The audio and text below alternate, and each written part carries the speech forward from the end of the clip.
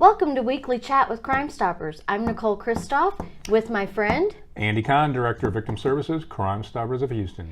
And we are here where the magic happens, where Andy does all of his work. And I even cleaned my desk off. You did. This is actually a nice version of me. It actually is. And if you follow Andy on Facebook, you will have seen a picture that one of our fun co-workers took of Andy during lunch reading the paper with his shoes off. And fortunately that day you had matching socks on. I actually have made sure since I have been here. That's one positive thing that I've gotten here. Make sure your socks don't have holes in them. Exactly. And they match, because you never know. You don't. You don't. And that was living proof. Yes, it is. So we took another week off last week, and we're doing this in your office. The reason we took off is because we're in negotiations with Netflix, Amazon, Hulu. Other primetime stations, so this is going to get bigger and better. They're fighting for us, yes, left and right. I mean, our contract negotiations have been very, very difficult, and I think the only sticking point is you're holding out for a trailer. I am. Yes, that's very true. And your hair and makeup. Yes, absolutely. Okay. That has to come with it. It's without a doubt the most important thing, besides National Crime Victims' Rights Week. This is true. And that's coming up next week, right? It actually starts Sunday. We're going to do a kickoff event in conjunction with parents of murdered children and surviving family members of homicide, weather permitting, at Memorial Park. And we've been doing this almost every year, where we have tables, informational tables. We have parole petitions for people to come sign of murderers that are now being considered for parole. And so we have walkers and runners that come by, and they see us every year doing this. Yeah. And it's nice to see that familiar face, and that the community still stands with victims of crime. That just because that story's not on the news anymore doesn't mean that people aren't thinking about those family members and the victims themselves, and that there's always going to be support somewhere around, and it's usually somewhere where you're going to be close to. So we have a great response from people that are walking by or running by. Plus we get to see all the dogs that come by, so it's almost the best. It's a great visual. And we are right, if you do want to come by, we'll be there Sunday actually, from around 8:30 to about 11 a.m. Okay. We're west of the tennis courts, right in front of the croquet courts, which most people have no idea that there are croquet courts in Memorial Park, and we've actually seen people playing croquet. That's awesome. Well, we look forward to that. And also, one of the big things, I'm not sure if you're into tooting your horn, but I'm going to toot for you. You are the recipient of the Marlene Young Leadership Award this year with NOVA. It's an award that was created for extraordinary national leaders in the cause of victim justice. And if my math is right, aka my calculator, you will be about the 17th person to receive this award. Yeah, it was pretty cool. And when they contacted me, frankly, they just really said, we ran out of names and we just picked your name. But I'm truly honored and humbled to receive. I know Marlene Young, because when we hosted the National Office of Victim Assistance Conference in 1997, Marlene was then the executive director of the National Office of Victim Assistance. Marlene and her husband John Stein were basically the original founders of victims' rights back in its infancy stage, when President Ronald Reagan signed a bill basically stating National Crime Victims' Rights Week in 1982. So to get an award named after Marlene Young is about as prestigious as it can get. That's a pretty big deal, and we are just so proud of you and happy for you that you're getting some accolades that you so richly deserve. I think there's so much work that you do that the community doesn't even know about. Even the families that you work directly with probably don't realize how hard you're working in the background. Before I get to one more thing about what you're doing in the background, also in conjunction with the NOVA Awards, the Tadini. Good, you got it. I told you were going to try to pronounce this, because I'm not touching it. I'm going to do it. Go for it. The Tadini Bacigalupe Jr. Outstanding Program Award is going to be. Can you say that again? No. Okay.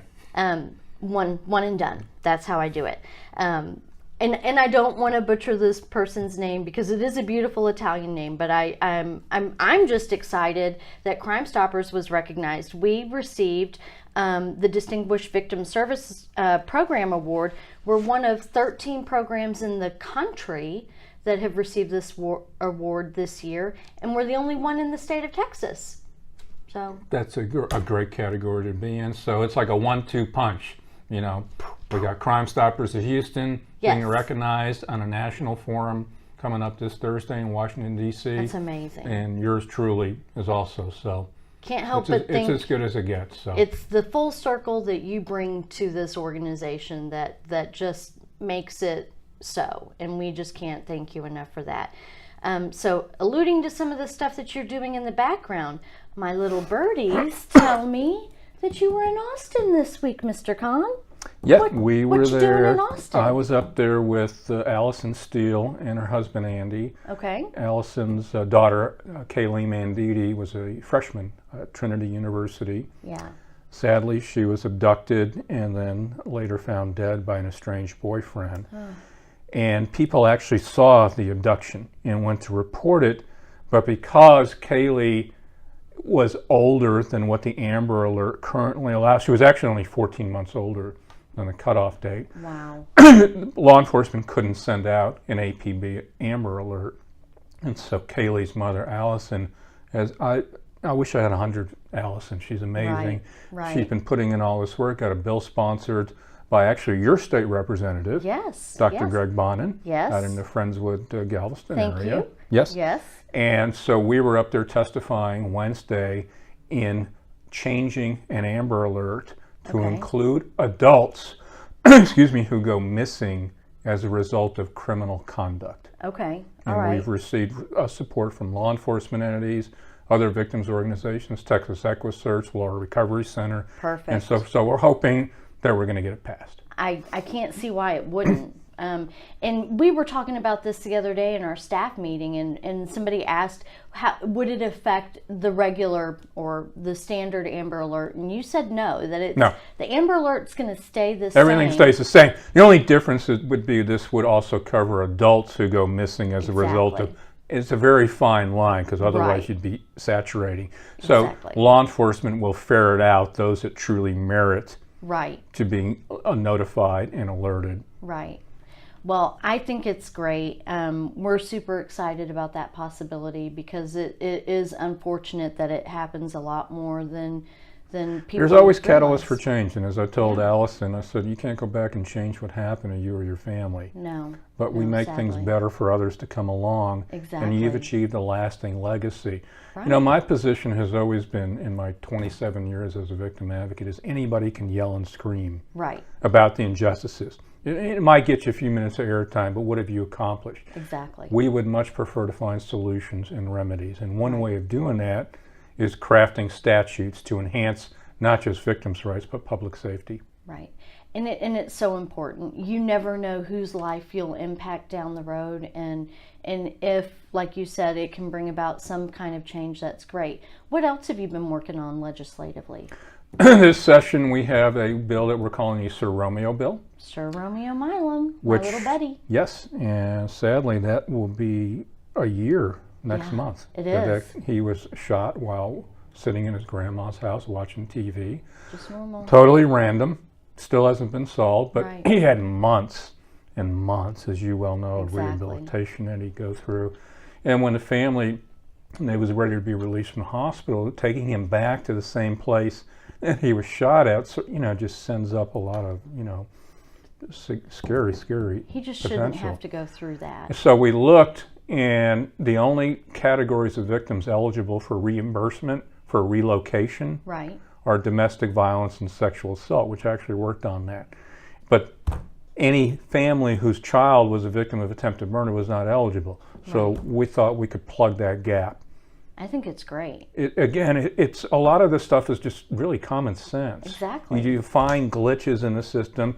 Unfortunately, it takes Catalyst case to show it. Right. So we've got a bill sponsored by State Representative Garnett Coleman. Thank you. And State Senator Boris Miles. Thank you. Yep. That will basically allow families whose children have been the victim of an attempted murder to apply for relocation expenses. And we just had another very similar case to Sir Romeo's, a toddler 2 years old. Yes. And if I remember, it's in the news this morning. There was an arrestment. Yes. Suspect had been arrested. Correct.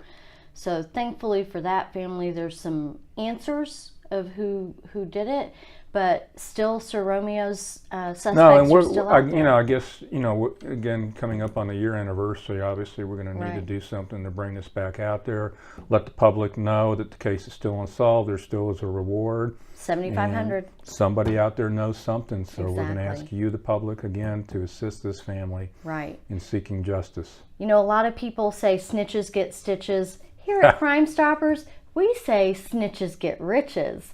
And it's true. We have paid over $11 million in cash rewards since 1980. We have a really exciting case that's going to be reviewed for payment next month. I'm going to give you a little bit of teaser on it. It's a Texas most wanted human trafficking suspect. Oh, that's great. So this is going to be a big deal case that we're really excited that we were involved in helping get this guy off the street. But there's so many others out there.